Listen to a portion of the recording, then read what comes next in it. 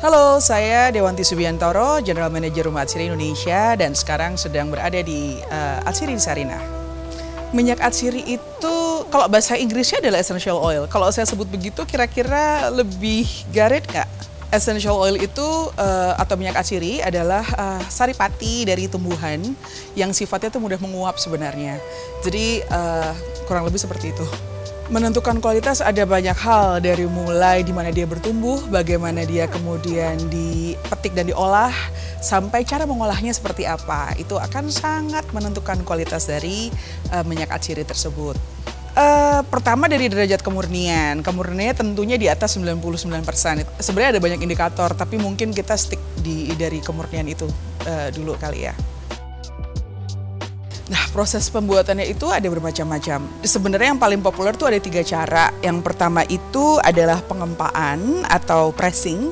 Yang kedua itu adalah ekstraksi menggunakan pelarut atau solvent extraction.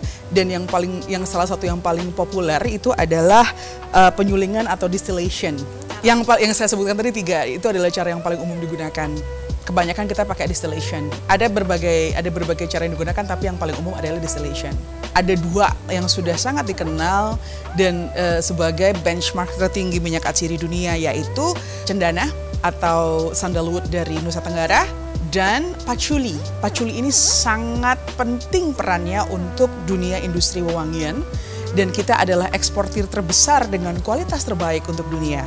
Jadi kalau misalnya mbak-mbak atau mas-mas pakai parfum-parfum high-end gitu, itu sudah bisa dipastikan patchoulinya, nilamnya, itu pasti dari Indonesia. Apa sih fungsinya nilam, minyak atsiri nilam dalam industri wewangian? Fungsinya itu untuk mengikat aroma. Begitu, karenanya itu adalah salah satu minyak atsiri yang paling penting dalam dunia industri wewangian. Penting atau tidak penting itu kan relatif ya. Yang jelas minyak atsiri itu dapat digunakan untuk berbagai fungsi secara industrial. Contohnya tadi saya bilang patchouli. Kalau untuk digunakan sehari-hari untuk efek aromaterapi gitu, untuk menenangkan dan melegakan, itu bisa dipakai untuk diffuser. Kalau teman-teman misalnya mau menggunakannya untuk kosmetik yang lebih terapeutik misalnya, tadi mungkin Mbak sudah mencoba membuat kosmetik sendiri di sini, untuk mengharumkan itu juga berguna. Jadi penting atau tidak penting itu relatif, yang jelas ada banyak hal yang efektif yang bisa dihasilkan dengan penggunaan minyak atsiri di Indonesia gitu. Awal terbentuknya karena ada banyak banget customer kita di Tawangmangu yang merindukan experience rumah atsiri Indonesia, tapi rumahnya mereka jauh di Jakarta. Karenanya kami kemudian membawa konsep itu di Atsiri di Sarinah untuk menjadi etalase rumah atsiri Indonesia yang ada di Tawangmangu. Kalau rumah atsiri Indonesia itu adalah aromatic wellness destination, karena tentunya lebih komprehensif, lebih holistik, lebih luas dan lebih lengkap. Kalau Atsiri di Sarinah, konsep yang kita bawa adalah aromatic wellness playground.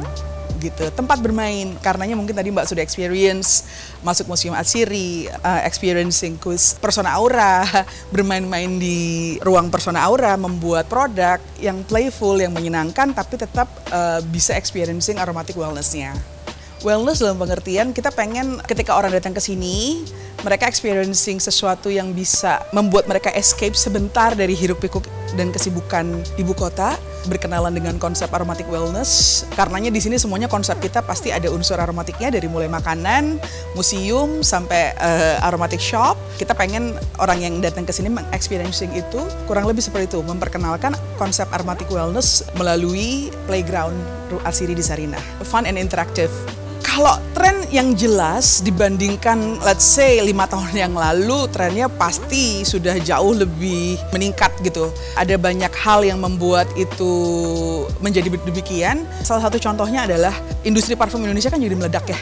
Sedang meledak, sehingga exposure orang akan keharuman, akan something yang aromatik itu lebih tinggi, lebih luas exposure-nya, sehingga kalau dilihat dari result konsumsinya, kalau dibandingkan dengan 5 tahun yang lalu pasti lebih meningkat. Dan orang sudah mulai aware sama apa yang namanya minyak atsiri atau essential oil. Dan ada banyak juga komunitas-komunitas yang memang menjadi evangelis minyak atsiri seperti itu kan. Kalau mungkin Mbak kenal beberapa merek essential oil yang memang lagi booming pada saat pandemi dan masih booming hingga saat ini gitu. Sebetulnya sih kalau minyak atsiri mungkin masyarakat luas sudah lebih aware akan kegunaannya seperti yang tadi bilang. Kalau saya sih lebih ke bagaimana kita bisa mengundang masyarakat untuk experiencing yang namanya aromatic wellness. Bagaimana minyak atsiri itu bisa membantu meningkatkan kualitas hidup masyarakat gitu dengan itu tadi experiencing sesuatu yang alami untuk berbagai fungsi dari mulai membantu meredakan stres atau membuat rumah lebih bersih atau menghindari serangga. Jadi semakin kita kenal akan fungsi rumah atsiri, maka semakin luas kesempatan kita untuk experiencing wellness dalam kehidupan sehari-hari.